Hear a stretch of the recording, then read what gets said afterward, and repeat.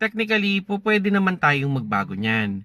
Pero i-check nyo muna yung inyong owner's manual kung ano ba talaga yung recommended para sa inyong sasakyan.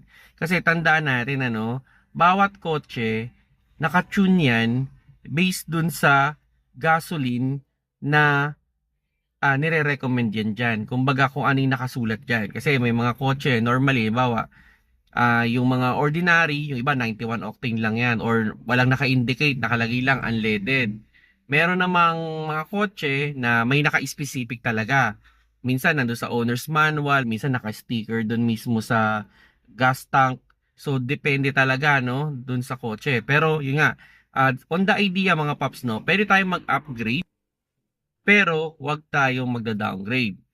Pero para sa akin, halimbawa, to sa mga kotse ko, mga ordinaryong kotse lang naman to, hindi naman ito yung mga pangmayaman, mga pang common car. So, halos lahat naman ng kotse ko is common car. So, wala naman naka-indicate doon na dapat 95 octane lang or dapat 91 octane lang. So, kung walang naka-indicate, so, nasa sa akin kung ano yung gusto kong ikarga.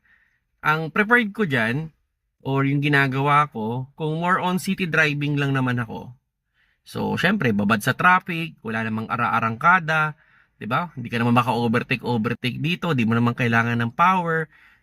I'll select the unleaded o yung tinatawag na 91 octane. O yung iba nga kulay green nga daw kasi mas mura minsan ng piso, 2 piso versus dun sa 95 octane. And yun, okay na yun. Wala naman nagyan. Hindi ko naman kailangan ng power.